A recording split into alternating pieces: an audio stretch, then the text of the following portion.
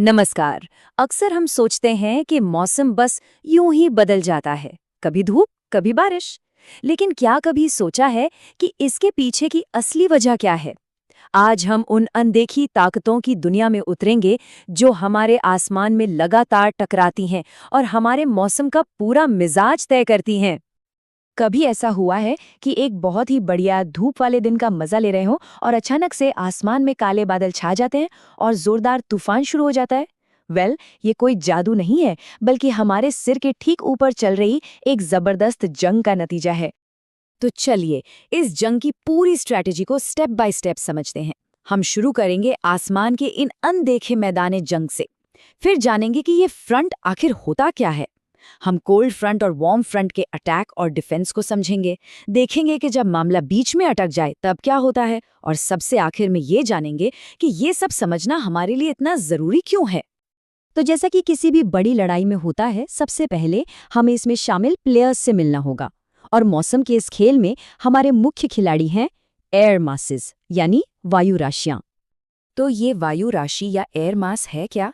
सोचिए कि ये हवा का एक बहुत ही बड़ा हिस्सा है जो कभी-कभी हजारों किलोमीटर तक फैला होता है। और इसकी खास बात यह है कि इसमें हर जगह तापमान और नमी यानी टेम्परेचर और मॉइस्चर लगभग एक जैसा होता है। इसे आप हवा की एक विशाल चादर की तरह समझ सकते हैं। अब असली मजा तो तब आता है जब हम इन दो तरह की हवाओं के कैरेक्टर को देखते हैं। जो ठंडी हवा होती है वो भारी होती है, डेंस होती है, इसलिए वो नीचे की तरफ बैठती है और बनाती है हाई प्रेशर। दूसरी तरफ गर्म हवा हल्की होती है, तो वो ऊपर उठती है और बनाती है लो प्रेशर का एरिया। बस यही एक बेसिक सा फर्क इनके टकराव को इतना ड्रामेटिक बना देता है।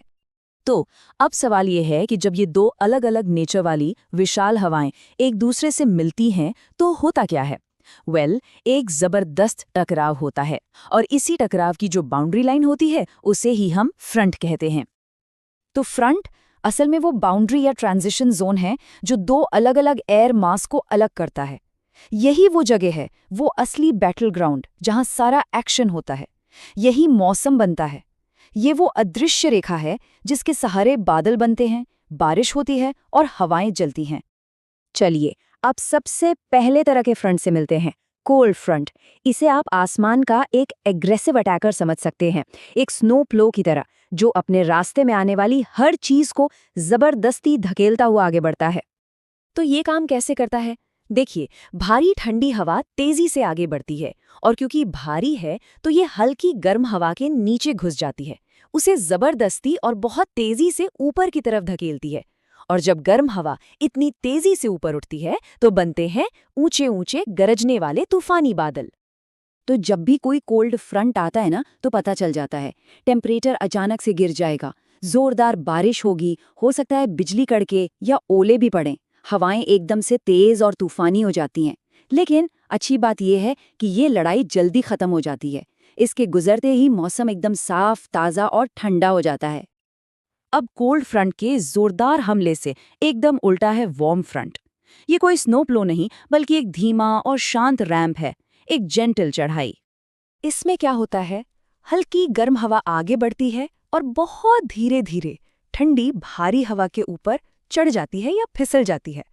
ये टकराव जबरदस्ती वाला नहीं है, और इसी धीमी चढ़ाई की वजह से आसमान में दूर दूर तक फैली हुई लेयर्ड बादलें बनती हैं। और जाहिर है वार्म फ्रंट का मौसम भी एकदम अलग होता है। टेम्परेचर धीरे धीरे बढ़ता है, भारी तूफान की जगह आपको मिलेगी हल्की से मीडियम लगातार होने वाली बारिश, जो घंटों या कभी-कभी दिनों तक चल सकती है। आसमान काफी देर तक बादलों से ढका रहता है, और अक्सर इसके आने का पहला सिग्नल होते हैं आसमान में ऊंचे पतले से दिखने वाले सिरस क्लाउड्स। लेकिन तब क्या होता है जब इन दोनों हवाओं के बीच मामला अटक जाए, कोई भी आगे पीछे ना हो, या फिर जब एक तेज भागने वाला फ्रंट दूसरे धीमे फ्रंट को पकड़ ले। यहीं पर कहानी थोड़ी और कॉम्प्लेक्स हो जाती है और दो नए तरह के फ्रंट सामने आते हैं। ये स्लाइड सब कुछ एक साथ दिखाती है। जब ठंडी और गर्म हवा के बीच एक तरह का डेडलॉक हो जाता है तो बनता है स्टेशनरी फ्रंट, जिससे कई दिनों तक बादल छाए रहते हैं और हल्की फुल्की बूंदाबांदी होती रहती है। और जब एक तेज कोल्ड फ्रंट एक धीमे वार्म फ्रंट को ओवरटेक कर लेता है और उसे जमीन से ऊपर उठा देता है तो बनता है ऑक्लूडेड फ्रंट, जो कि दोनों का एक मिक्सचर होता है और काफी कॉम्प्लेक्स मौसम लाता है। तो अब सवाल ये उठता है कि ये सब जानना इतना जरूरी क्यों है? क्या ये सिर्फ मौसम वैज्ञानिकों के काम की चीज है? जी नहीं, बिल्कुल नहीं। इसका हमारी रोज की जिंदगी से लेकर दुनिया के क्लाइमेट तक पर असर पड़ता है। सबसे पहली और सबसे जरूरी बात, मॉडर्न वेदर फोरकास्टिंग का ये बेस है।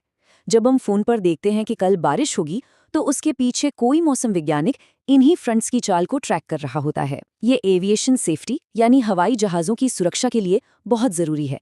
पायलट्स को इन तूफानी फ्रंट से बचना होता है। ये हमारे किसानों को बताता है कि फसल कब बोनी है और कब काटनी है। और हाँ, अगर कोई ज्योग्राफी या सिविल सर्विसेज जैसे एग्जाम की तैयारी कर रहा है, तो ये तो एक फंडामेंटल कॉन्सेप्ट है जो पता होना ही चाहिए। तो कुल मिलाकर बात यह है कि फ्रंट्स को समझना एक तरह से आसमान की अगली चाल को पहले से पढ़ लेने जैसा है।